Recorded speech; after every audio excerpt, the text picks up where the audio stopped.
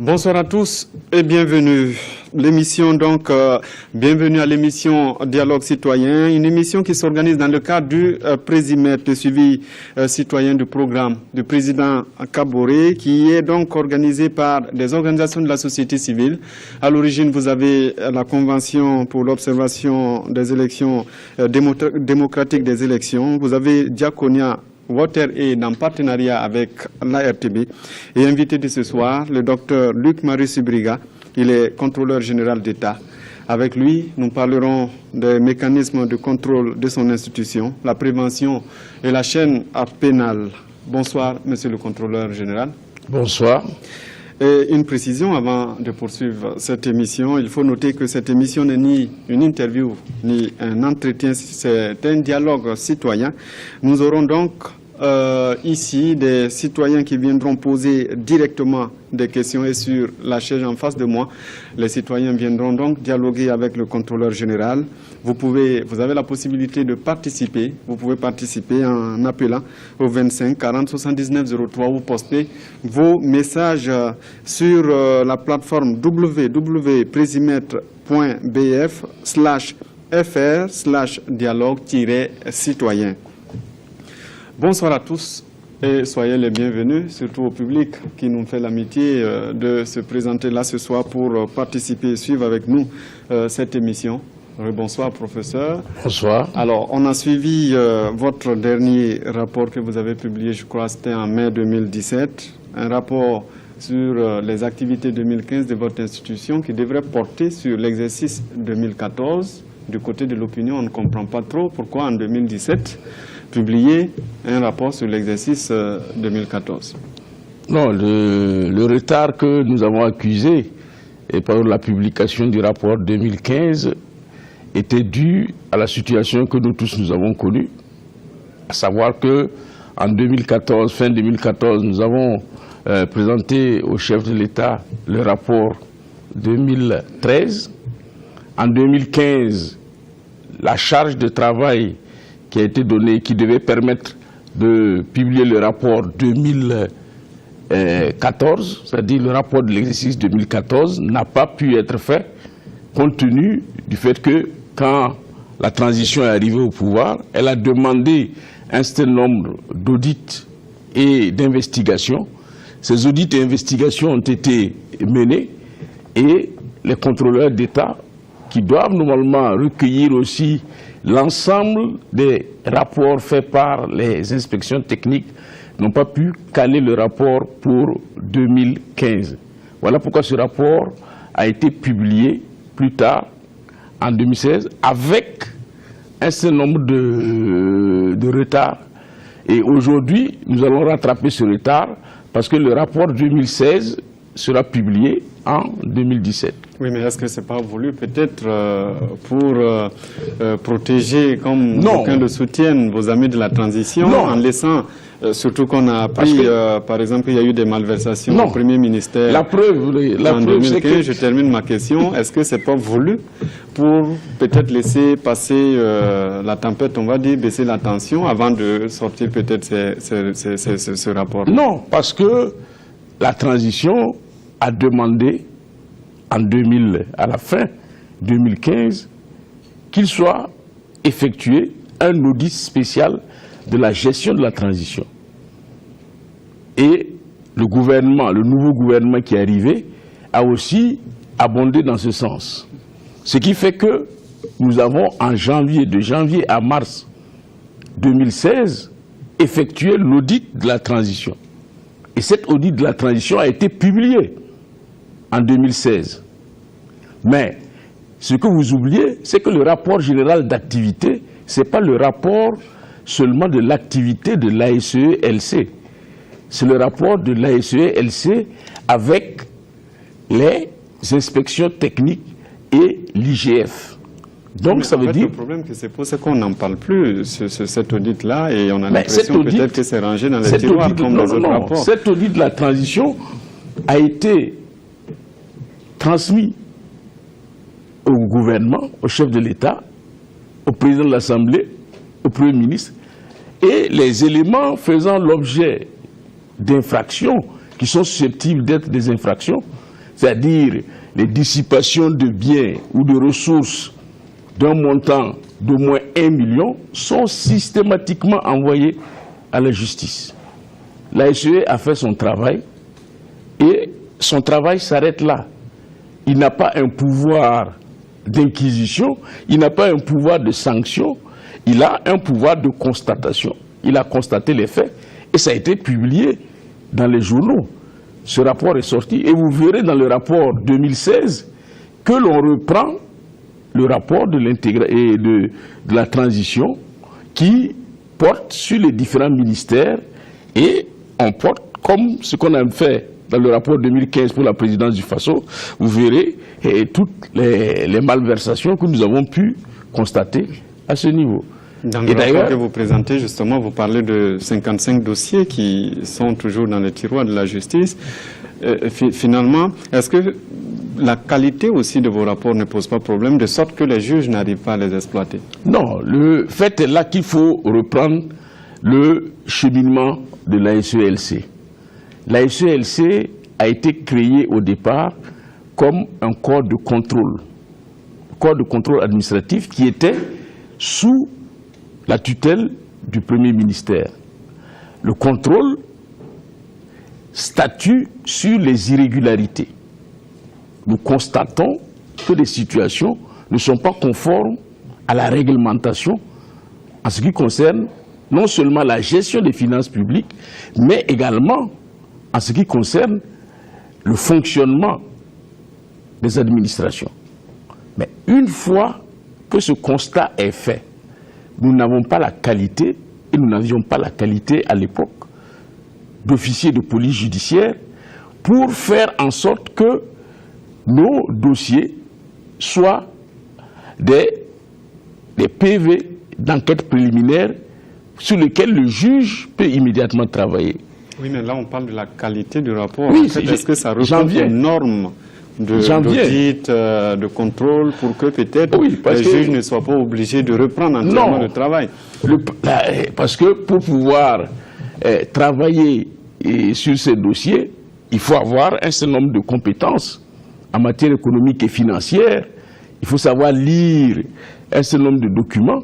Et souvent, c'est ce problème qui se pose. Et vous reconnaissez que par moment, le rapport a des problèmes de qualité? Le problème entre nous et les juges, c'est le fait que les juges considèrent que nos rapports ne sont pas présentés selon une forme dont ils ont l'habitude, qui sont faits par les officiers de police judiciaire.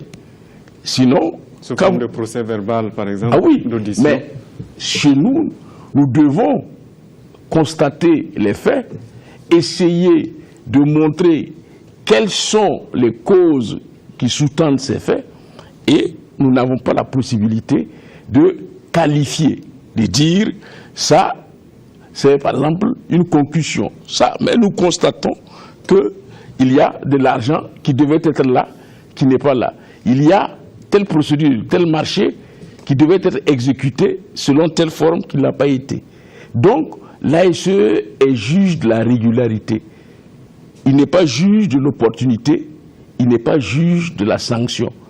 Et c'est pour cela, parce que nos rapports, normalement, devraient servir au juge. C'est comme si le juge trouvait un problème dans la société, le procureur du Faso peut s'en saisir et il va faire les recherches. Mais là, les recherches sont même facilitées dans la mesure où nos rapports, il y a en annexe les pièces que nous mettons pour attester ce que nous avons vu. Il y a même parfois des auditions qui sont faites.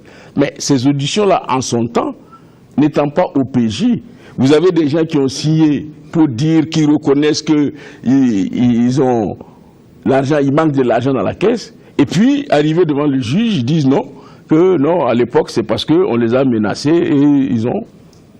Mais maintenant, depuis la loi 04 sur la prévention de la corruption et la loi organique 082, maintenant, les contrôleurs d'État, les enquêteurs et les assistants vérificateurs de l'ASELC auront le statut d'OPJ. Ça veut dire de police judiciaire, voilà. Mais là, il y a un problème quand même. Parce que c'est vous, votre structure, même si ce ne sont pas les mêmes qui opèrent sur le terrain, vous faites le rapport, vous faites l'investigation, vous découvrez un problème, et vous êtes en même temps des officiers qui... Mais non. Que font les gendarmes? Le rapport. Les gendarmes, Oui. l'OPJ est chargé de rechercher les preuves pour mettre à la disposition du juge. Maintenant, ce que nous allons faire en plus, c'est qu'au sein de l'ASE, vous allez avoir un département enquête et investigation qui va rédiger ces rapports selon les formes que font les OPJ et qui sont immédiatement exploitables par le juge. En incriminant davantage les personnes qui ont été... Ben oui, mais une fois que nous avons le statut d'OPJ, nous devons recueillir les preuves et les mettre à la disposition du juge. Ça veut dire qu'au sein de l'ASE, nous devrons avoir une salle d'audition. Même en partie civile aussi, si je ne m'abuse, selon... Oui, c'est-à-dire que maintenant, la loi nous a donné le pouvoir de nous constituer partie civile pour suivre les dossiers que nous avons et qui sont en justice. Et ça, c'est tout à fait normal. Ça, c'était quelque chose qui manquait. Parce que nous remettons nos rapports, les contrôleurs d'État ont fait un travail, et puis, qu'est-ce qu'on fait? On dit, oui, vous, à la SELC, vos rapports, là, ça dort, vous faites le truc, et puis vous mettez dans les tiroirs. Alors que les rapports ne sont plus au niveau de la SELC. Les rapports sont entre les mains de l'autorité hiérarchique ou entre les mains de la justice. À l'autorité hiérarchique... Peut-être beaucoup de pouvoir. Il suffit que le contrôleur général que vous êtes, que vous n'aimiez pas la tête de tel ou tel DG, de telle ou telle institution, vous diligentez tout de suite une enquête et puis voilà, vous avez la possibilité de poursuivre la personne jusqu'à la justice. Parce qu'il y a toute une procédure avec les moyens de l'État. Et puis le problème qui se pose, c'est peut-être le contradictoire. Non, il y a le contradictoire. La question, c'est qu'à l'ASE, il y a une procédure. On ne commence pas comme ça une enquête sur la tête de quelqu'un. Et les contrôleurs d'État sont indépendants. Le contrôleur général d'État ne peut pas dicter quelque chose à un contrôleur d'État. Dans les textes, mais dans les faits, ça peut être tout. Non, dans la mesure où un contrôle n'est jamais fait par un seul contrôleur d'État. C'est quand même le supérieur hiérarchique. Non, il n'est pas un supérieur hiérarchique, il est là, le contrôleur général d'État est là pour coordonner le travail de l'ASE. Mais il n'est pas le supérieur hiérarchique des contrôleurs d'État dans le cadre de leur travail, non. Parce qu'on vous pose la question, parce que le débat se pose d'ailleurs avec votre contrôle au Conseil supérieur de la communication. On a suivi que le Conseil vous a présenté des pièces... de régularisation que vous avez tout de suite balayé du revers de la main.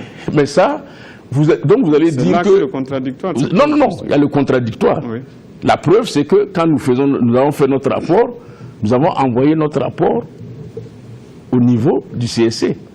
Alors même que, étant dans le cadre d'une investigation, nous pouvions conclure sans même envoyer le rapport provisoire. Si nous sommes en audit, si nous sommes en contrôle, notre manuel de procédure dit que l'on envoie le rapport. Mais si nous sommes en investigation... C'est l'audit en fait. Non, ce n'était pas un audit. Dans le cadre du CSC, ce n'était pas un audit. Là, je veux qu'on comprenne un peu la différence entre l'audit et l'investigation. Quand nous sommes en audit, ça veut dire que nous allons dans une entreprise et nous préparons la mission avec cette structure. C'est comme par exemple l'audit de la gestion N-1 que nous faisons maintenant. Nous prévenons les ministères que de telle période à telle période, nous allons venir, nous avons besoin de telle chose, nous allons examiner telle ou telle question, préparer nous tous les documents, et c'est avec les personnes que l'on travaille. Alors que si nous allons, et l'idée de l'audit, c'est d'aider à améliorer. Ça n'a pas un caractère inquisitorial, c'est-à-dire comme l'inspection. Alors que si nous allons en contrôle, le contrôle peut être inopiné. Ça veut dire que nous décidons d'aller en contrôle, on n'informe pas les gens, on peut, un matin vous vous retrouvez, vous voyez les contrôleurs d'État qui sont là. Troisièmement, nous allons en investigation. Ça, c'est sur la base d'une dénonciation où sur la base de faits qui sont rapportés dans les journaux ou du fait que l'autorité nous demande d'investiguer sur tel. En ce moment, nous allons, c'est comme ce que font les policiers quand ils font une enquête, nous allons vérifier la gestion. Et dans le cadre d'une investigation, nous ne sommes pas obligés de le faire. Et d'ailleurs... C'est-à-dire de retourner... C'est-à-dire de renvoyer le rapport provisoire pour que la personne opine et ensuite de conclure. Et c'est pour cela même, nous avons envoyé à tous les ministères une correspondance pour leur dire, maintenant, nous considérons que quand nous passons dans une administration et que nous vous avons prévenu de notre passage, tous les documents qui ne nous seront pas présentés au moment où nous sommes passés, nous ne les recevrons plus. Parce qu'il y a manifestement des faux. Nous sommes restés au Conseil supérieur de la communication près d'une année. Nous avons demandé des documents. Ces documents, on n'a pas pu nous les fournir. Et brusquement, au moment où le rapport provisoire est remis, on nous amène tout un carton de pièces justificatives. Oui, mais nous étions dans une année de transition avec des urgences... Non, ce n'était pas sous la transition, puisque la dénonciation portait sur la gestion des fonds mis pour la réalisation des élections. Oui. Nous étions en 2016. Nous n'étions pas sous la transition. Oui, mais quand on parle d'élection, on parle aussi d'urgence. Non, avec non. les procédures oui, qu'on a dans l'administration. Mais je vous dis, il y a une chose que les gens doivent comprendre. La SE n'est pas juge de l'opportunité. Il y a des règles que l'État a fixées. L'État dit, si vous utilisez l'argent de telle façon et que vous ne respectez pas les règles, c'est considéré comme une gestion privée et cet argent, vous devez le rembourser. L'ASE n'a pas dit... Même quand, parce que l'ASE n'a pas dit... Quand on parle de détournement, on a l'impression qu'on a... L'ASE n'a pas dit qu'il y a détournement. Nous avons dit que nous avons constaté que des marchés publics, que des gestions des pauses café, l'achat de matériel n'a pas suivi les règles. Et ça, c'est la loi elle-même qui dit, c'est considéré comme un acte privé et ça n'engage pas l'État. Et donc cet argent-là, qui est sorti de l'État et qui n'a pas suivi les procédures, cet argent-là doit être remboursé à l'État. Même si on l'a fait dans l'urgence pour sauver une situation. C'est l'État lui-même qui le dit. En ce moment, on doit demander les dérogations nécessaires. C'est comme ça. Il faut demander les dérogations, puisqu'il est prévu qu'il y a des dérogations que l'on peut demander si on veut agir dans l'urgence. Le gouvernement le savait, le CSC le savait, mais l'ASE ne peut pas venir dire oui, vous avez agi dans l'urgence, je vous comprends. Demain, l'autre personne aussi, bien même s'il a détourné, il va dire, mais voilà pourquoi nous constatons, et ensuite il appartient à la personne devant le juge ou devant l'autorité d'aller se justifier. Et dans notre rapport, ce qui est important dans les rapports de la SELC, je ne parle pas du rapport général, les rapports qui sont faits, les rapports spécifiques qui sont faits sur tel cas, nous voyons en annexe non seulement nous, les éléments de preuve, mais nous voyons aussi ce que la personne a donné comme élément pour se justifier. Ce qui fait que le contradictoire est là, le juge a tous les éléments, à lui de les exploiter. Et c'est pourquoi vous n'acceptez pas de contre-expertise? Il ne peut pas avoir de contre-expertise. Je prends un exemple, le CSC. Le CSC a pris des décisions contre des journaux. Est-ce que ces journaux auraient pu demander une contre-expertise? Non. C'est devant le juge que ça s'est réglé. Et le juge a donné raison au journal. Ça veut dire, si vous dites une autorité supérieure ou un conseil supérieur, si vous dites qu'il faut faire une contre-expertise, en ce moment, fermez la boutique parce que ce n'est plus une autorité supérieure. C'est comme si vous disiez pour le Conseil constitutionnel, quand le Conseil constitutionnel a statué, parce qu'il faut avoir un double degré de juridiction, il faut que quelqu'un soit mis pour pouvoir contester ce que le Conseil constitutionnel a dit. Non. ou c'est une autorité supérieure, ou ça ne l'est pas. Ou c'est un conseil supérieur, ou ça ne l'est pas. Mais maintenant, par exemple, si c'était une inspection qu'il avait faite, on pouvait faire une contre-expertise auprès de l'ASE. Mais on ne peut pas faire une contre-expertise parce que c'est le juge qui va statuer. Puisque nous n'avons pas qualifié les faits. Nous avons constaté une situation. Oui, le problème aussi à ce niveau-là, c'est que on vous voit plus dans l'audit, dans l'investigation, mais pas dans la sensibilisation.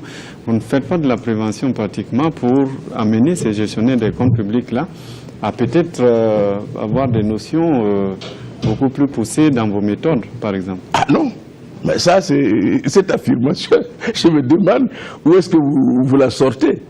Dans la mesure... C'est ce qu'on entend tous les jours. Non. La sensibilisation sur quoi? La sensibilisation sur la connaissance des textes. Vos procédures, par exemple. Non, nos procédures n'ont pas... Il n'y a pas de procédure spéciale. C'est comme quand vous allez constater une situation, vous vérifiez, est-ce que la situation telle qu'elle est constatée, elle est conforme à la législation? Si oui, c'est bien. Sinon, on le note. Vous prenez un marché qui n'est pas prévu dans le plan de passation du marché et qui est lancé. En ce moment, on constate qu'il y a une irrégularité et que la loi dit ce marché-là qui a été lancé alors qu'il n'a pas été prévu dans le plan de passation, elle constitue une dette irrégulière de l'État. C'est-à-dire, l'État peut même ne pas payer. Donc, il faut comprendre que l'ASE a pour but soit de recommander aux institutions qu'elle contrôle dans le cadre de l'audit, soit de mettre à l'index un certain nombre d'irrégularités qui sont susceptibles d'être qualifiées d'infractions. Et en ce moment, il appartiendra au juge de le faire. Mais si nous prenons le pas de dire ce que l'ASE fait, on peut faire une contre-expertise, ça veut dire qu'il n'y aura plus de contrôle, puisque même ceux qui ont véritablement détourné vont chaque fois dire qu'ils demandent une contre-expertise. Et je vous pose la question, qui va payer la contre-expertise? Et qui va faire cette contre-expertise? Peut-être l'institution. Quelle institution? L'institution qui demande, peut-être. Ah non, ce n'est pas l'institution qui demande. Puisque ce n'est pas l'institution en tant que telle qui est mise en cause, mais c'est la gestion des individus. Voilà. Maintenant, ces personnes ont la possibilité de prendre des avocats pour se de prendre devant le juge, de demander la contre-expertise. Si le juge dit qu'il faut faire une contre-expertise, il n'y a pas de problème. Alors, on va poursuivre. Vous avez, en 2015, là, investigué sur 28 entités, je pense, et puis audité 11 autres. Est-ce que ce n'est peut-être pas une goutte d'eau dans la mare? Est-ce que vous avez l'impression d'influer même sur cette question de lutte contre la corruption au Burkina? Ah oui, je pense que nous jouons un rôle. Parce que, pour vous donner une idée, tous les dossiers qui ont été enrôlés au niveau de la Haute Cour de justice, ce sont des dossiers de l'ASE. Je ne parle pas de l'ASE-LC, de l'ASE. Ce sont des dossiers qui ont été faits dans les années 2009, 2010, 2011, etc. Sur lesquels on s'est fondé pour mettre en accusation un certain nombre de personnes. Mais surtout qui n'avaient pas bougé à l'époque. Et finalement, la question, est-ce que vous ne vous acharnez pas peut-être sur les petits poissons? Non. Alors la preuve, c'est que nous avons fait l'audit de la présidence du Faso. Nous avons fait l'audit du Premier ministère, nous avons publié les résultats. Et on attend toujours. Cela n'est pas de notre ressort. C'est du ressort du pouvoir hiérarchique et de la justice. Ce n'est pas du ressort de la SELC. Mais je vous dis, avec aujourd'hui la création des pôles judiciaires spécialisés, j'espère que nous pourrons accélérer le processus Et surtout que vous-même, vous pouvez vous constituer en partie civile, donc ça pourrait aller un peu plus vite. Vous n'aurez plus de raison de venir dire que c'est la justice qui n'avance pas, peut-être. Ah non, quand on se constitue partie civile, on ne dirige pas le procès. C'est le juge qui a toujours la direction du procès. C'est simplement pour être là et être informé de ce qui se passe et comment le dossier avance, c'est tout. Mais nous n'avons aucun pouvoir pour dire au juge, mais il faut que tu ailles plus vite. Mais le fait de poursuivre, au moins vous aurez la pression quand même quelque part sur... oui, c'est parce que à ce niveau, nous n'avons pas aussi la possibilité de commenter les décisions de justice. En tant qu'institution de la République, nous ne pouvons pas commenter les décisions de justice. Nous pouvons ne pas être contents, nous pouvons considérer que ça ne va pas vite, mais nous ne pouvons pas commenter les décisions de justice. Alors, si vous le voulez bien, nous allons évoluer dans cette émission. Et puis nous allons inviter avec nous M. Sylvestre Thiemtoré. Sylvestre Thiemtoré, qui sera la première personne à échanger avec vous ce soir. Bonsoir, M. Thiemtoré. Bonsoir. Merci d'être venu sur ce plateau, nous parler, échanger avec notre invité de ce soir sur le mécanisme de contrôle de l'ASE-LC, notamment les questions d'investigation, d'audit et de malversation. Vous avez la parole. Merci et bonsoir monsieur le contrôleur. Bonsoir. Je voudrais juste rebondir sur le point qui vient d'être conclu en disant que de façon générale, on peut noter que lorsqu'on parle de la prévention, de la lutte contre la corruption, les citoyens ont un rôle important à y jouer, dans ce sens que quand on prend le processus même de la corruption, ils sont à la fois au début de la chaîne et à la fin, soit en tant que corrupteur ou corrompu, ou en tant que caution ou acteur de dénonciation. Mais les citoyens ne peuvent jouer ce rôle que lorsque ces citoyens-là sentent de la part de l'institution que vous représentez que les actes qui sont portés à votre connaissance, il y a une suite qui y est donnée.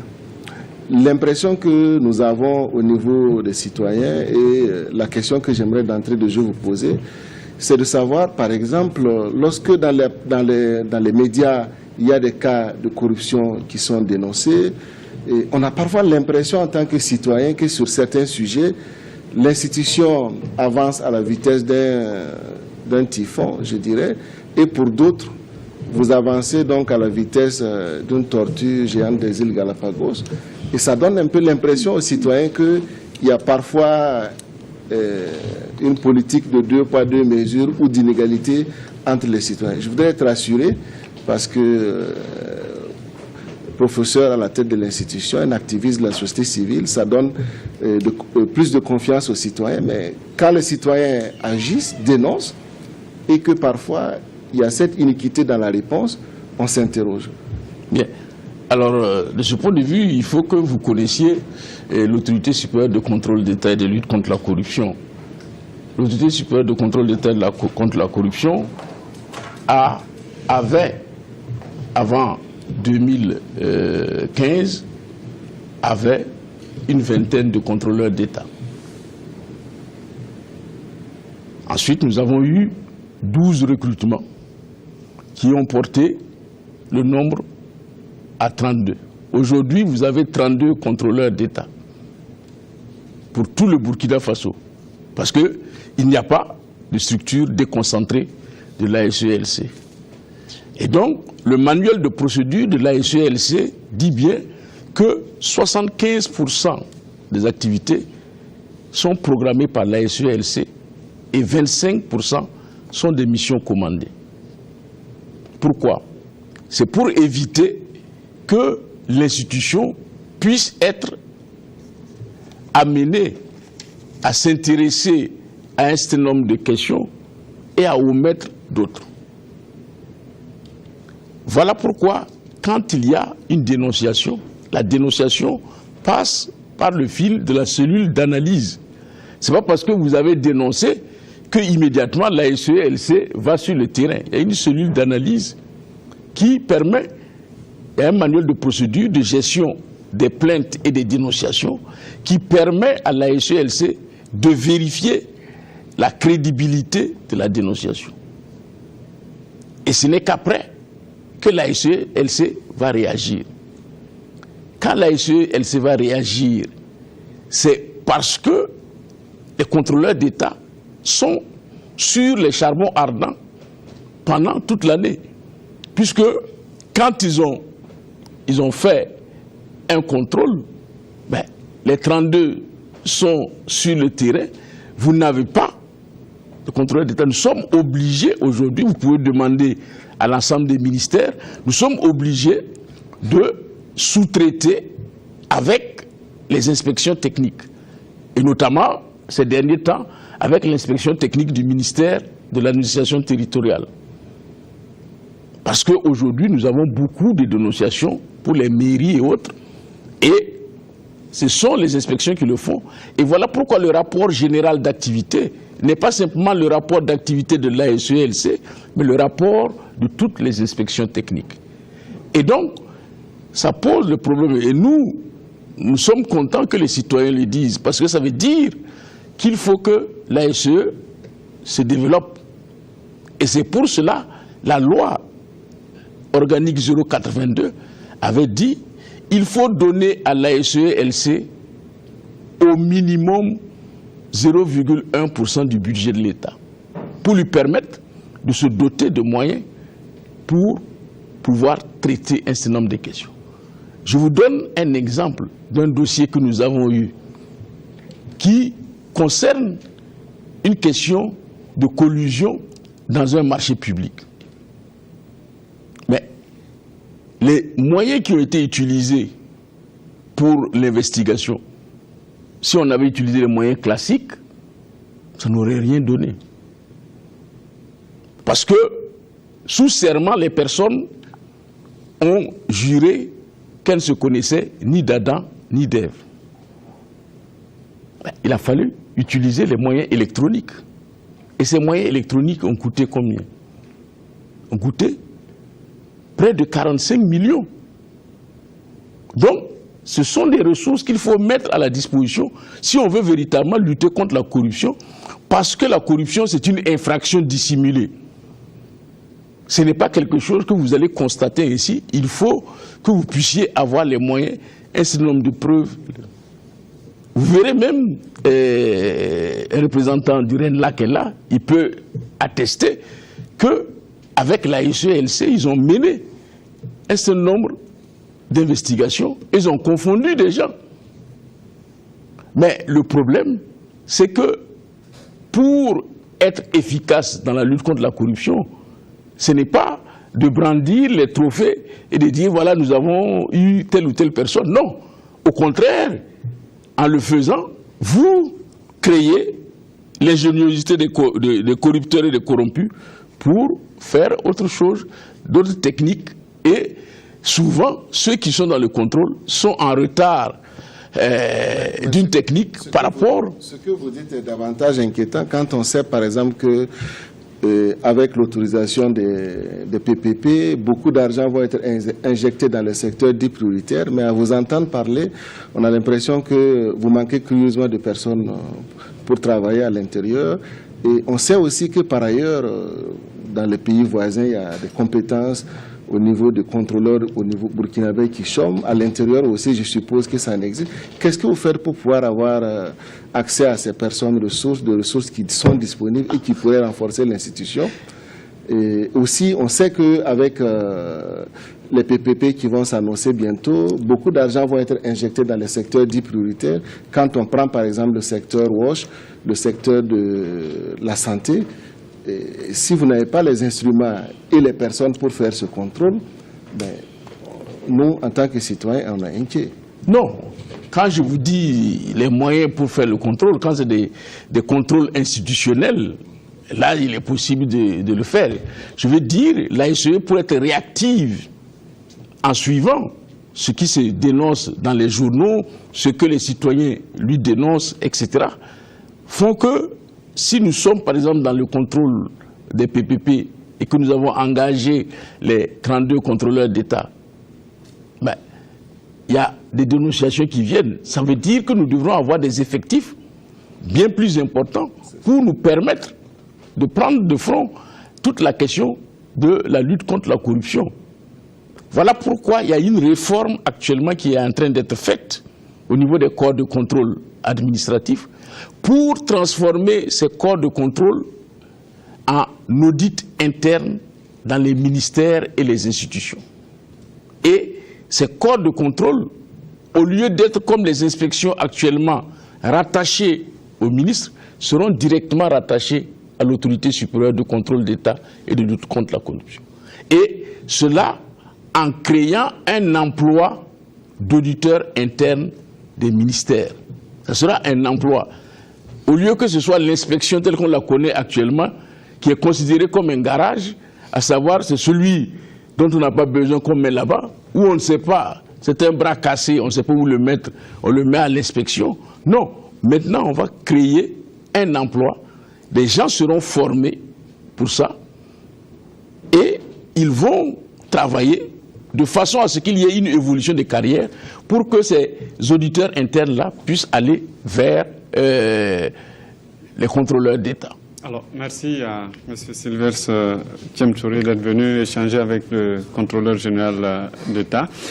Nous avons un auditeur au bout du fil qui va intervenir, qui va vous poser une question. C'est M. Brahima Zombré, il est de Ouarghaï. Bonsoir, monsieur.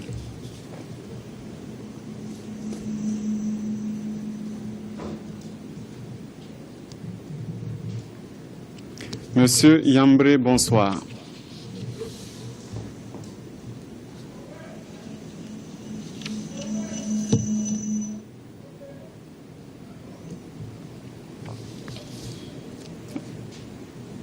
Apparemment, il ne nous entend pas, monsieur Yambré, donc on va poursuivre avec vous.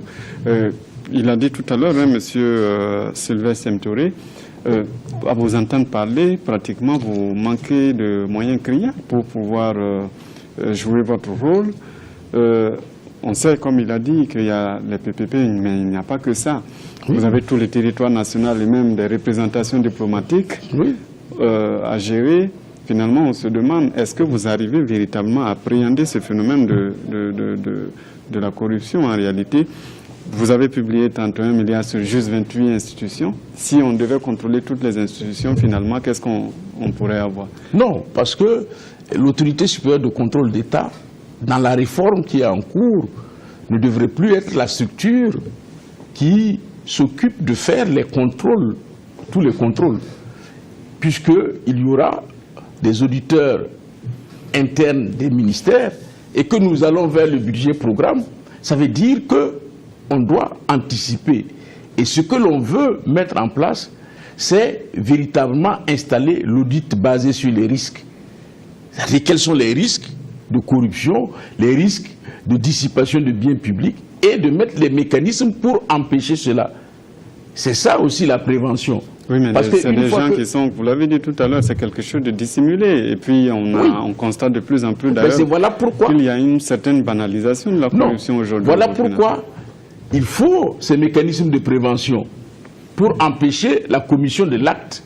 Parce qu'une fois que l'acte est commis, mais vous aurez du mal à le retrouver, à moins que l'une des parties commence à vous donner le bout du fil pour que vous puissiez le tirer. Voilà pourquoi l'audit basé sur les risques, l'audit basé sur la performance sont les deux grands axes sur lesquels l'ASE travaille, avec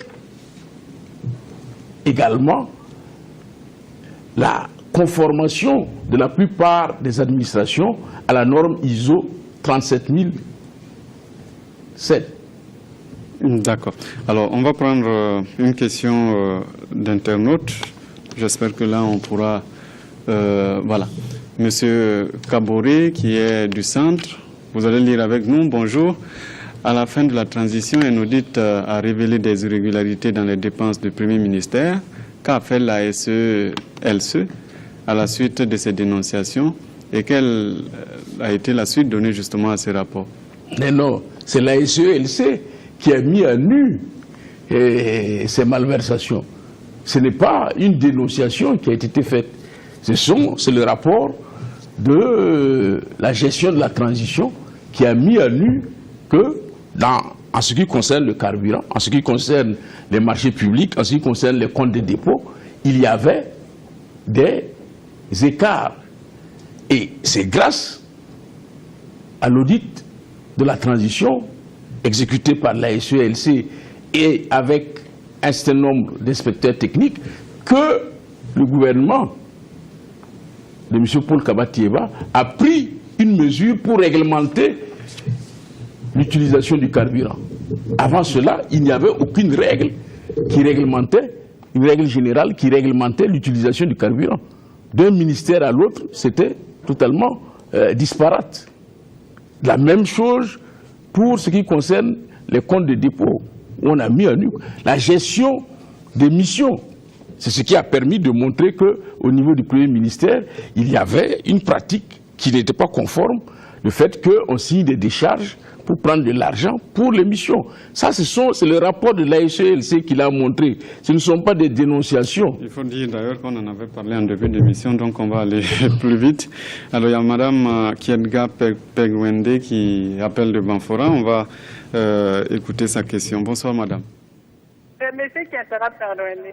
Monsieur Kietega Pegwende.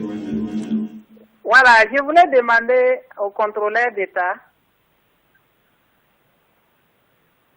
où en est-on la question de l'automobile, autoparc, les véhicules disparus après l'arrivée du gouvernement de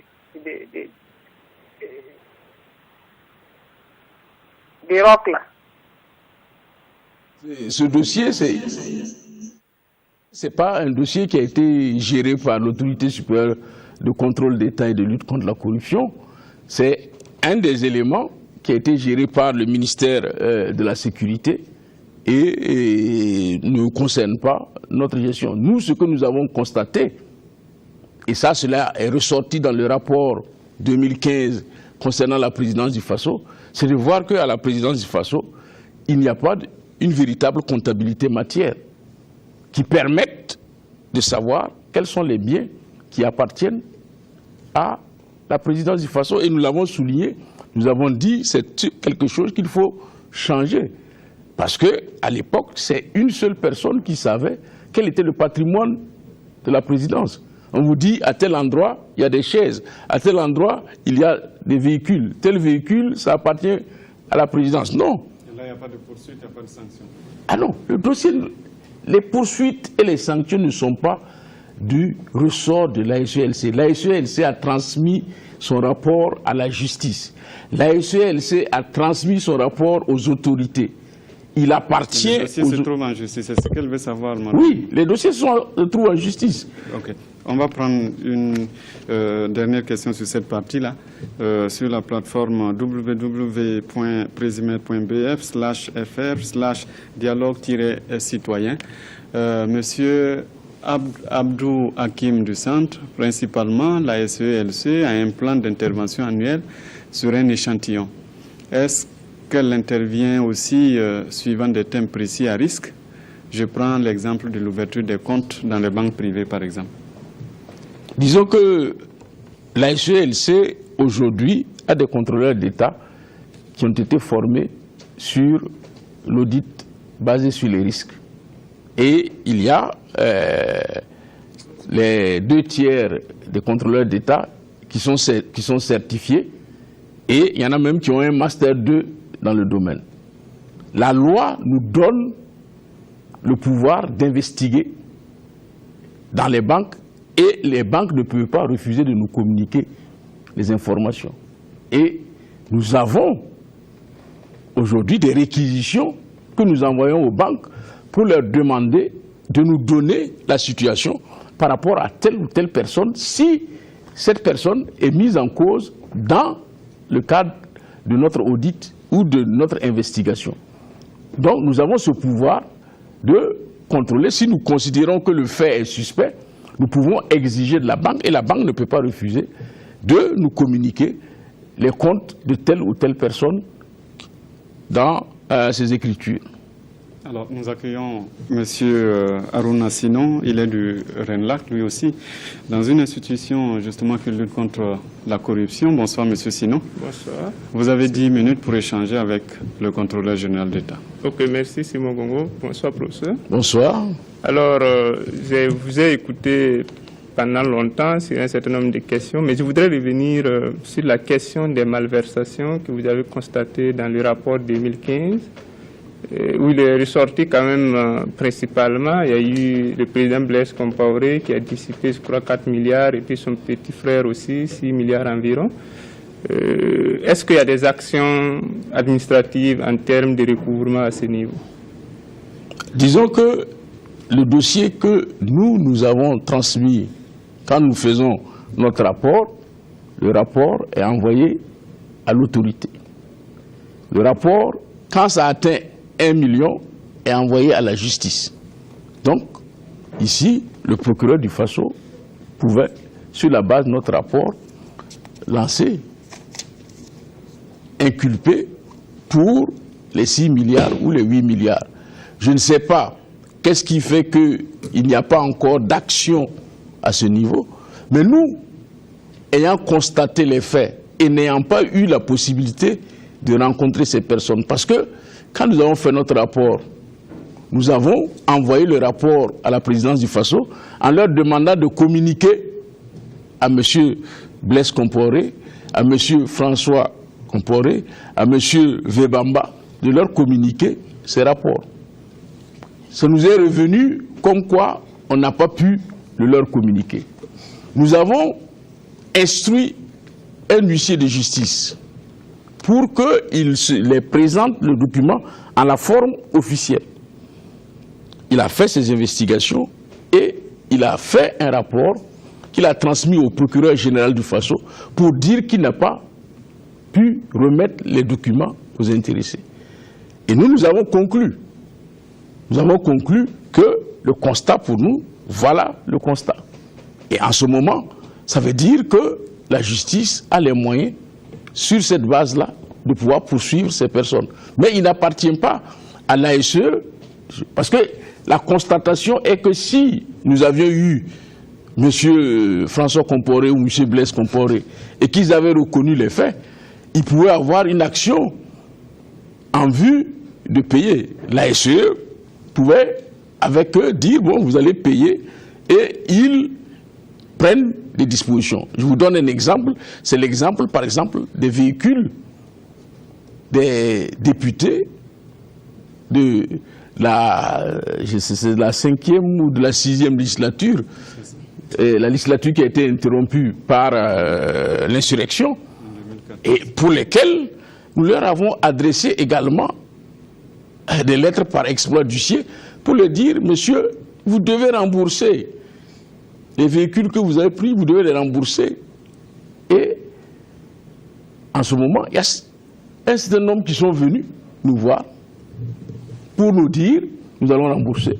Et il y a d'autres qui ne l'ont pas fait. Et nous nous apprêtons à convoquer tous ces gens pour les mettre devant leurs responsabilités. On ne peut pas avoir un enrichissement sans cause, bénéficier du véhicule et ne pas payer l'argent qu'on a emprunté à l'État. C'est un enrichissement sans cause et en ce moment, c'est une situation dans laquelle on peut. Mais on a dit la SE peut recouvrer les biens de l'État. Mais jusqu'à présent, il n'y a aucun texte qui dise quelle est la procédure par laquelle la SE va passer pour recouvrer. Et quand nous essayons de le faire, on nous dit non, non, non, vous n'êtes pas l'agité. Parce qu'il y a l'agent judiciaire. À quel niveau que ce problème est posé? Le fait que vous ne puissiez pas intervenir dans les cas. Parce que nous pouvons, nous intervenons, nous disons aux personnes, vous payez. Et il y en a qui payent. Il y en a eu plusieurs fois cette situation avant la SELC où les gens ont été convoqués, ils ont payé. Mais si la personne ne paye pas, il n'y a pas dans la législation une procédure qui nous permette de contraindre la personne. Donc, c'est ça la faiblesse du système. Ça voudrait dire que cette action de recouvrement doit être faite entre la SELC, l'AJT et la justice. Donc c'est le statu quo actuellement par rapport à cette... Sur ce dossier, la SELC ne peut pas vous dire où est-ce qu'on en est. D'accord. Merci. Bon, mais je voudrais aussi revenir sur les questions des déclarations de patrimoine. Il y a eu un certain nombre de déclarations qui ont été faites par aussi bien l'exécutif que le législatif. Est-ce qu'il y a eu des actions de vérification de ces déclarations qui ont été faites? Parce que quand même, il y avait une attente des citoyens par rapport à ces questions. Disons que pour l'instant, il n'y a pas eu de vérification parce que le système de la déclaration d'intérêt de patrimoine n'est pas opérationnel. Parce que, c'est-à-dire que la loi dit que normalement, tous les assujettis qui sont prévus à l'article 13 de la loi 04, qui doivent être auprès de près de 10 000 personnes, sinon plus, doivent faire une déclaration manuscrite en 3 exemplaires qui sont envoyés au niveau de la SELC. Les déclarations des politiques, c'est-à-dire le président du FASO, les membres du gouvernement, les membres de l'exécutif et les membres du législatif, c'est publié. Les autres déclarations sont confidentielles. Alors, mais professeur, la question c'est celles qui ont été faites, les déclarations qui ont été publiées. Oui, les déclarations qui ont été faites supposent, voilà, c'est ça ça suppose le recrutement qui est prévu au niveau de la SELC. Pour l'instant, c'est sur la bonne foi. Non, ce n'est pas sur la bonne foi. Mais je dis que le système n'est pas totalement opérationnel. La déclaration a été faite, mais il y a normalement des assistants vérificateurs qui devraient être recrutés pour faire ce travail de vérification avec les enquêteurs. Non, mais nous n'avons pas l'imputation budgétaire pour les recruter. Et où est-ce qu'on va le faire? Déjà, les contrôleurs d'État n'ont pas la possibilité de faire ça. Voilà pourquoi, au niveau de la SELC, nous avons restreint la question de la déclaration de patrimoine aux politiques. En disant, eux, leur déclaration est publiée. Il n'y a pas de confidentialité en ce qui les concerne. Mais pour les autres, où est-ce que nous allons les garder? Aujourd'hui, à la SELC, il n'y a même pas assez de bureaux pour les contrôleurs d'État. Quelle est la salle que nous allons trouver pour garder de manière confidentielle les déclarations des autres assujettis? Voilà pourquoi nous avons choisi d'aller vers la déclaration électronique, c'est-à-dire la télédéclaration.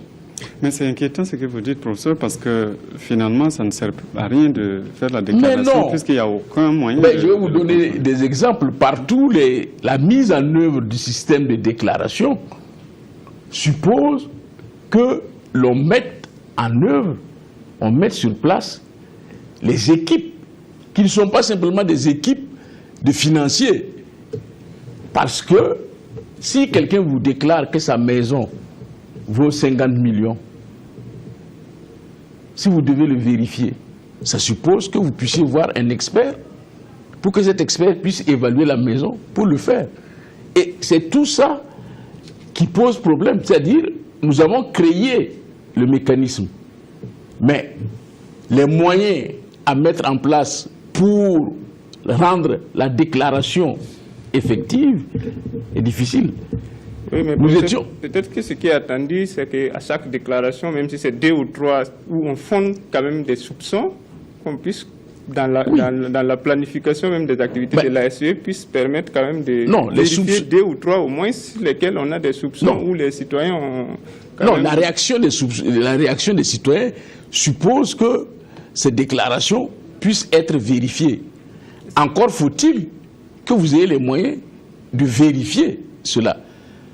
Parce que nous venons tout récemment de faire une visite de travail au niveau de la haute autorité pour la transparence de la vie publique en France. Mais ça veut dire que quand eux, ils reçoivent les déclarations d'intérêt et de patrimoine, les dossiers sont envoyés au service des impôts, au service de l'immobilier, etc., qui leur renvoient. Donc ce n'est pas l'institution qui fait le premier contrôle. Elle demande aux services compétents de l'État de le faire. Or, ici au Burkina Faso, je ne sais pas si on demande de donner la situation fiscale de certaines personnes, on ne pourra même pas le faire. Si on demande le nombre de parcelles que la personne a à Ouagadougou, donc ça veut dire qu'il faut que nous travaillions à mettre en place un certain nombre de mécanismes qui vont permettre à l'effectivité de la déclaration d'intérêt et de patrimoine. Et là encore, c'est une question de moyens. C'est une question de moyens. Parce que je prends un cas... Donc demain n'est pas la veille. Non. Mais il faut poser le problème et montrer. Voilà pourquoi nous crions chaque fois que nous n'avons pas de moyens on dit que... On va prendre un téléspectateur qui... Merci à vous, hein, Monsieur Harouna Sinon, d'être venu échanger avec le contrôleur général. On va prendre un téléspectateur qui nous appelle du Gabon. Il s'appelle Zoromé Suleiman. Bonsoir, Monsieur Zoromé. Oui, bonsoir. Bonsoir. Bonsoir. Bonsoir tout le Burkina Faso, le peuple de Burkina, les enfants de Burkina, les femmes, tout le monde, je vous salue tous. Nous sommes au Gabon, on vous regarde. Ah, ça dit... Oui. Oui. J'ai une question à proposer à notre père là.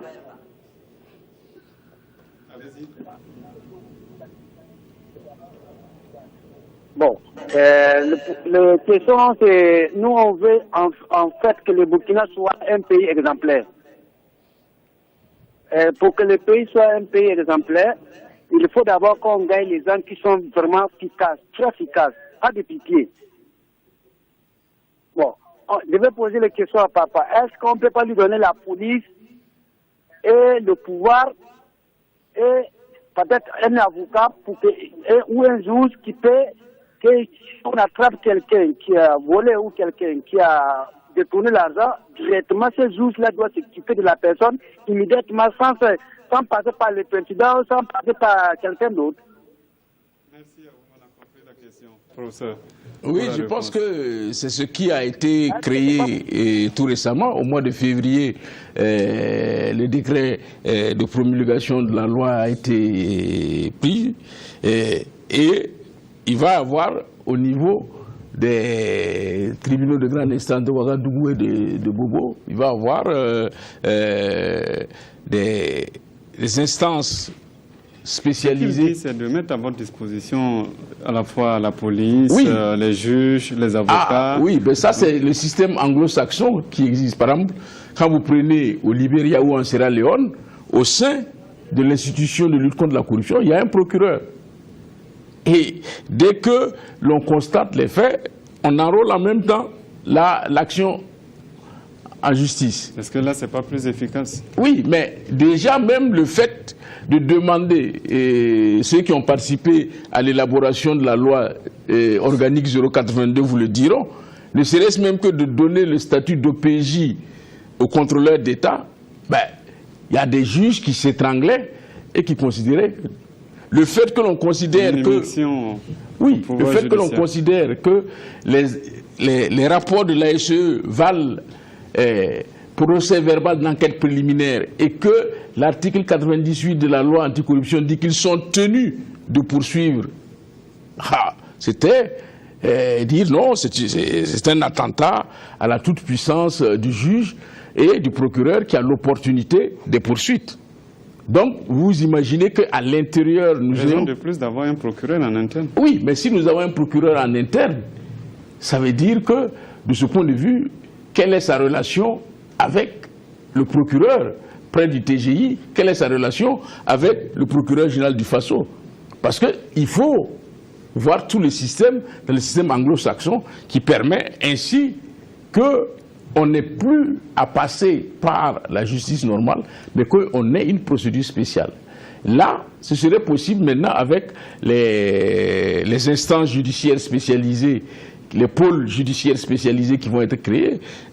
Cette évolution peut arriver du fait qu'il y ait une relation entre le procureur qui se trouve à l'intérieur de la SELC et le procureur près du pôle judiciaire spécialisé pour accélérer les procédures. Nous serons contents d'avoir cela. Et d'ailleurs, dans les recrutements que nous faisons actuellement, nous voulons appeler des juges. Mais le problème aujourd'hui, c'est que la situation des juges fait que venir à la SELC, ce n'est pas intéressant. Le traitement salarial pose problème. Ce n'est pas intéressant. Donc, ça veut dire qu'il faudrait peut-être aussi revaloriser le statut de la SELC pour qu'on puisse recruter les meilleurs. C'est ce que monsieur disait. Il y a des gens qui sont spécialisés dans le contrôle, mais est-ce qu'ils sont prêts à recevoir le salaire que reçoivent les contrôleurs d'État qui doivent faire un travail qui sont aujourd'hui dans une situation d'insécurité parce qu'ils sont exposés et ils n'ont pas les moyens d'assurer leur sécurité.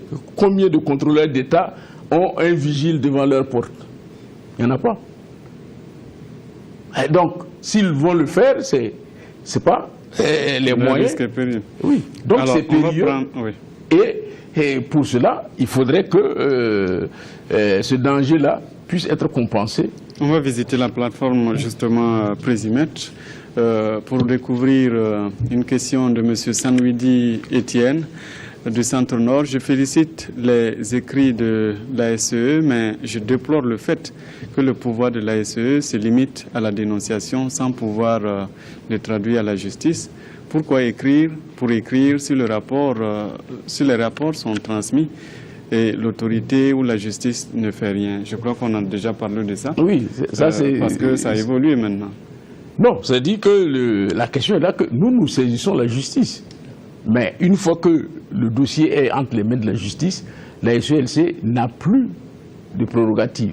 Même si elle se constitue partie civile, elle ne peut pas, elle, donner des injonctions au juge par rapport au traitement du dossier. Et là même, c'est mieux. C'est mieux parce que le danger qu'il y a, c'est que si nous avions un pouvoir de sanction, nous serions juges et partis. Absolument. Et comme vous aviez dit tout à l'heure, c'est-à-dire que si votre tête ne nous revient pas et que nous voulons faire une cabale contre vous, nous pouvons le faire. Or, le fait est là que nous constatons les faits et il appartient au juge qui est impartial de pouvoir trancher. D'accord. On va prendre une autre question d'un internaute, Darel. Sous l'influence de délégués pharmaceutiques, des médecins prescrivent des médicaments plus chers, moyennant des ristournes, ce qui est une corruption et de spoliation l'usager du service public. En avez-vous connaissance? Que faites-vous pour y remédier? Je pense que l'audit que la SELC a eu à faire de la structure chargée des médicaments essentiels et génériques a montré que, véritablement, il y a besoin d'une expertise à ce niveau. Parce que cette structure, qu'on disait très bien gérée, l'audit a montré que c'est une structure qui fonctionnait dans une situation de gestion quelque peu, je ne dirais pas scabreuse, mais une gestion informelle. Parce que, de ce point de vue, la ristourne qui est possible entre le médecin et le délégué médical, ça suppose qu'il y ait une dénonciation. Et donc l'investigation à ce niveau suppose qu'on puisse avoir au sein de la SELC des experts en matière de santé. Et vous voyez bien tout l'éventail qu'il faudrait, des informaticiens, des médecins, des juristes, des financiers, etc. Et là encore, se pose oui, et même la question pécuniaire. Les journalistes, oui, pour essayer de traquer les gombos à gauche à droite. Alors nous avons avec nous M. José Sari, il est du Centre pour la gouvernance démocratique. Il a aussi 10 minutes pour s'entretenir avec vous, professeur. Bonsoir, M. Simon. Bonsoir, M. Sari. Bonsoir, professeur. Bonsoir. Merci d'être là pour répondre à nos préoccupations.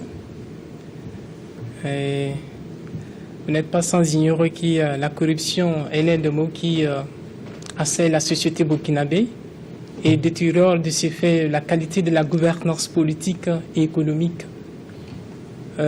Nombreux sont certains opérateurs économiques, ou que l'ont été certains opérateurs économiques bien sûr, qui ont eu un monopole sur l'économie nationale. Et où est-ce qu'on en est exactement avec cet état de fait? Disons que sur ce plan, au sein de l'ASE, il a été créé par décret et par arrêté du Premier ministre, il a été créé une cellule d'identification des biens mal acquis, oui, chargée d'identifier les biens mal acquis. Et cette identification des biens mal acquis suppose qu'il y ait des ressources. Et quand on a fait le budget de cette cellule, après avoir pris des renseignements auprès des agences d'intelligence économique, on s'est rendu compte qu'il fallait, pour démarrer, autour de 500 millions. Parce que quand vous vous adressez à un bureau d'intelligence économique pour demander la traçabilité des biens d'une personne à l'étranger, c'est au bas mot 30 à 50 millions qu'il faut payer. Nous avons introduit le dossier auprès de l'État. À l'arrivée, l'État nous donne 50 millions. Donc, actuellement, c'est à coup de réquisition que la SELC adresse aux différentes institutions pour essayer d'avoir la traçabilité des biens. Cela aurait été facile si le système, notre système fiscal, notre système immobilier, notre système cadastral était aux normes. On aurait pu avoir une traçabilité plus grande. Et c'est pour cela, dans nos rapports qui ont été faits sur les parcelles et les lotissements dans la ville de Ouagadougou, la recommandation principale, c'est qu'il nous faut construire un système cadastral fiable. Donc aujourd'hui, le Burkina Faso n'est pas à même de dire si son économie est toujours entre les mains de ceux qui ont dirigé hier ou entre les mains de nouvelles personnes. Et ça, nous n'avons pas mis les moyens nécessaires pour le faire, comme ce que les Tunisiens ont fait quand il y a eu la chute de Ben Ali. De Ben Ali, effectivement. Oui. Oui. Donc, c'est ce que nous avons demandé à faire, mais les moyens n'ont pas suivi pour pouvoir le faire. Est-ce que ces biens mal acquis ont été rétrocédés à l'État ou bien c'est comment exactement? Mais non, les biens mal acquis, d'abord, il faut les identifier. Oui, oui. Mais vous avez pu les identifier néanmoins? Certains biens ont été identifiés. Mais une fois que vous les identifiez, il y a toute une procédure pour le recouvrement. Oui. Et cette procédure suppose que vous mettiez des avocats, que vous mettiez des personnes pour les évaluations afin de les recouvrer. Parce que le problème, soit on choisissait de dire le lendemain de l'insurrection, tous ces biens sont nationalisés, paf. Et puis en ce moment, on résout le problème. Mais une fois qu'on ne l'a pas fait, la question c'est que vous devez démontrer qu'il s'agit d'un bien mal acquis. Mal acquis, tout à fait. Et ça suppose que vous réunissiez un certain nombre d'informations. Et ces informations-là, même sur le territoire national, il devient difficile parce que même quand vous allez voir les détectives burkinabés pour leur demander d'aller travailler sur tel dossier, oui, ils vous demandent entre 10 et 15 millions pour faire le travail. Mais donc, vous disposez déjà des moyens pour le faire, n'est-ce pas? Non, nous disposons comme budget de 50 millions. 50 millions. Alors que quand vous regardez le spectre des personnes qui nous avaient été transmis, pour lesquels nous devons rechercher s'il y avait des biens mal acquis, c'était au moins plus d'une cinquantaine de personnes.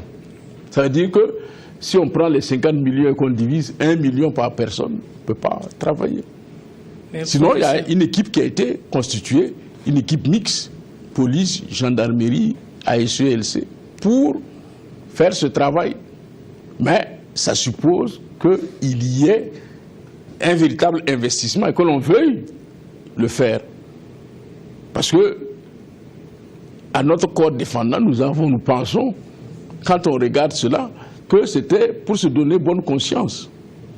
Parce que sinon, ça veut dire qu'aujourd'hui, nous ne savons pas véritablement qui maîtrise l'économie burkinabé et du jour au lendemain, nous pouvons nous retrouver sur nos fesses. Mais, professeur, est-ce que des initiatives ont été entreprises afin de renforcer la législation économique? Oui, disons que de ce point de vue, du point de vue de la législation économique, les lois qui ont été prises, la loi... Parce que dans votre rapport de l'exercice 2014, des activités 2015, notamment, vous avez vous-même relevé que les procédures au Burkina sont tellement lourdes, mais malheureusement n'arrivent pas à résoudre le problème de la corruption. Oui, et nous avons demandé à ce que on aille plus vers la prévention en faisant plus de transparence dans les mécanismes et en les allégeant. Parce qu'on met des procédures lourdes. Et qu'est-ce que les procédures lourdes ont comme conséquence? Ça veut dire qu'il y a une élite qui connaît comment les choses se passent. Tout à fait. Et donc c'est cette élite-là maintenant qui revend l'information. On a vu dans les marchés publics, vous avez un certain nombre de propositions que vous devez faire. Il n'y a que quelques-uns qui savent quelle est l'enveloppe. Alors que si l'enveloppe avait été publiée en disant, voilà l'enveloppe que nous avons, maintenant faites vos propositions. Non, l'enveloppe est cachée. Donc il y a ceux qui sont là à l'interne, qui connaissent l'enveloppe et qui vont dire à leur petit ami, voilà l'enveloppe c'est tant. Et lui, il fait ses propositions pour être le plus proche possible de l'enveloppe. Donc c'est plus de transparence qui permettront d'éviter cela. Et la loi anticorruption avait cela comme un élément fondamental, objectif fondamental, en faisant en sorte que l'inversion de la charge de la preuve pour le délit d'apparence, le problème des cadeaux, etc., fasse en sorte de résorber le fait que des gens puissent s'enrichir uniquement parce qu'ils sont au lieu de l'information. Et c'est ça la question. Il y a aussi un intérêt, c'est déjà en germe au niveau de la loi anticorruption. Mais il serait bon qu'au Burkina Faso, nous ayons une loi sur les biens infractionnels qui permettrait véritablement, dès que vous êtes mis en cause dans un cas de corruption, que l'on saisisse vos biens. Tout à fait. Parce qu'aujourd'hui, on voit bien beaucoup de gens qui vont faire 2 ans en prison et qui ressortent, qui continuent de jouir de leurs biens sans problème. Alors, vos 10 minutes sont épuisées. On va prendre une question d'un téléspectateur qui nous appelle, lui, depuis Tenga. Il s'appelle M. Moïse Raogo. Monsieur Raogo, bonsoir. Bonsoir, M. Congo. Votre question, s'il vous plaît. Voilà.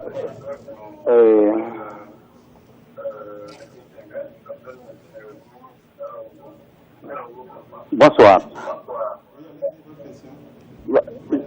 Voilà, moi je félicite le professeur et toute son équipe pour le travail, en tout cas qu'ils sont en train d'abattre.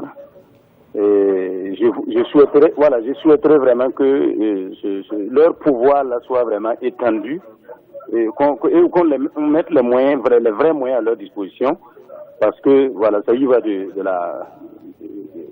bien de tout le monde. Alors, par exemple, dans les mairies, dans les provinces les plus reculées, dans les 5 coins du Burkina, là, et pour tous les moyens vraiment de vérifier la gestion financière, hein, les ressources transférées, la gestion foncière. Mais maintenant le hic, là où il y a le hic, c'est la conclusion, l'exploitation de ces conclusions de leur travail. Moi, je voudrais vraiment qu'on leur donne les moyens et qu'on applique vraiment, exploiter et appliquer la réglementation en vigueur. Faut pas que leurs décisions, on pas donner seulement les rapports et ça sombre dans les tiroirs. Bon, ça ne sert pas. Moi, je trouve que l'État, on gagnerait tous, la communauté, on gagnerait tous à ce que leur travail vraiment soit renforcé en leur donnant vraiment les vrais moyens. Voilà, et que trouvons des relais dans les communes ou dans les provinces pour que le travail soit rapidement en fluide et pour les atteindre. Merci. Alors donc, ce n'était pas une question, mais plutôt un commentaire. Merci à vous, Monsieur Moïse Raogo, de nous avoir appelé depuis Tenga. Nous avons, professeur, avec nous, comme c'était prévu, un vérificateur de cette émission, c'est le contrôleur du contrôleur général. Aounama Koulibaly, bonsoir. Bonsoir Simon, bonsoir Monsieur le contrôleur général. Donc après 1 heure d'échange sur le plateau et avec les téléspectateurs, on a essayé de faire quelques statistiques. On note dans l'ensemble que vous n'avez esquivé aucune question. Et vous avez apporté des réponses, même si quelquefois elles nous ont un peu laissé sur notre faim, peut-être dû à la nature de votre structure, qui n'a pas un rôle, comme vous l'avez dit, c'est juste un rôle de contrôle, voilà, mais pas un rôle de coercition. Mais ce qu'on peut noter, c'est que dans l'ensemble, on peut dire, comme je le disais tantôt, que vous avez été assez convaincant sur l'ensemble des différents points sur lesquels vous avez apporté des éclaircissements. Alors, merci à vous, Adama Coulibaly. Le public qui est là devait vous attribuer une note. On attend la moyenne de la note, puisque c'est vous qui avez l'habitude de donner ces notes.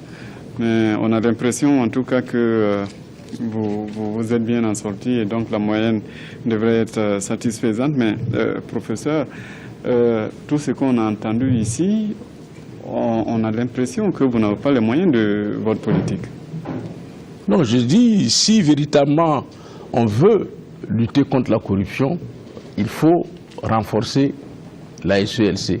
La loi 082 a remis une structure qui doit donner une AICE forte.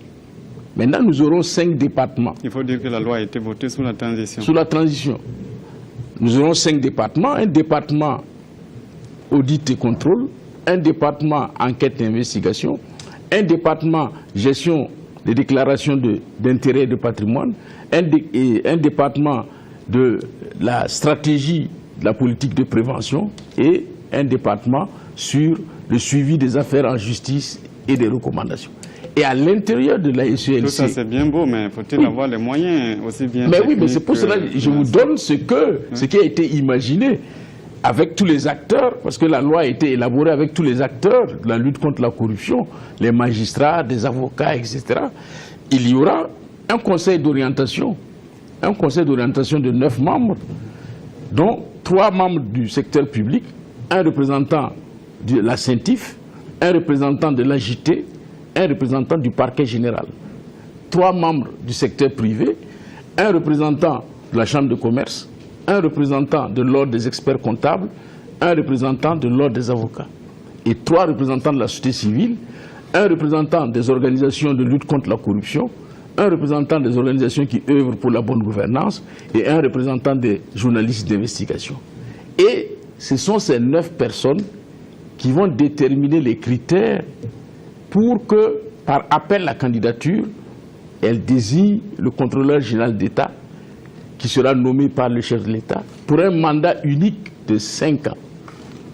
Et ceci, la SELC aura à rendre compte à ce conseil d'orientation de ses activités qui pourra faire des recommandations pour le meilleur fonctionnement de l'institution. Mais il faut des ressources pour non seulement la restructuration de l'ASE, mais aussi la restructuration des corps de contrôle administratif. Parce que il faudrait qu'à la base, au niveau des régions, au niveau des mairies, au niveau des ministères, il y ait cet audit interne qui anticipe les difficultés. Parce que nous sommes de plus en plus convaincus que la prévention est l'arme fondamentale. Mettre en place des mécanismes qui permettent d'éviter la commission de l'acte de corruption est un élément important. Je prends un exemple. Aujourd'hui, quand vous allez en Europe, vous n'allez jamais voir des bureaux qui sont fermés avec des murs. Ce sont des vitres. Tout le monde se voit. C'est comme, c'est quelque chose, on dirait que ce n'est pas important. Mais c'est très important. Mais ça évite qu'on ait l'intention, parce qu'on fait un grand hall comme ça, et vous êtes dans ce hall, ben, si vous devez monnayer de l'argent, ça doit être difficile. Il faut trouver d'autres endroits pour le faire, etc. Mais si tout le monde dans la salle doit monnayer. Ben c'est ça, c'est qu'il y aura quelqu'un qui refusera de monnayer. Et... Alors, la note avec Adama Coulibaly. Oui, donc, note sur le plateau ici, nous avons noté sur 10, monsieur le contrôleur général, 3 personnes qui vous attribuent la note de 7 sur 10 et 4 personnes la note de 8 sur 10. Donc, ce qui fait une moyenne qui tend pratiquement vers 8.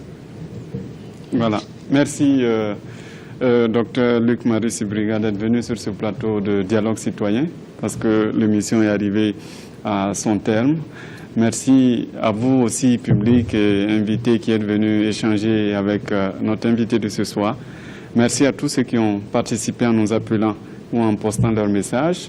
Oui, professeur. Oui, je voudrais simplement dire que je voudrais ici rendre hommage aux contrôleurs d'État et au personnel de l'autorité supérieure de contrôle d'État, parce que c'est eux qui sont sur le terrain et qui font le travail. Même si moi je parle, je ne suis pas sur le terrain, c'est eux, et c'est eux aussi peut-être souvent qui prennent les coups, les mauvais regards, les mauvaises remarques, c'est eux qui... Et je pense qu'il y a lieu de les féliciter et que les gouvernants comprennent qu'ils doivent améliorer leur situation pour appeler à l'autorité supérieure les meilleurs profils pour sauvegarder le bien public. Merci donc pour ce clin d'œil. Merci à vous de nous avoir suivis et bonne suite le programme sur la RTV.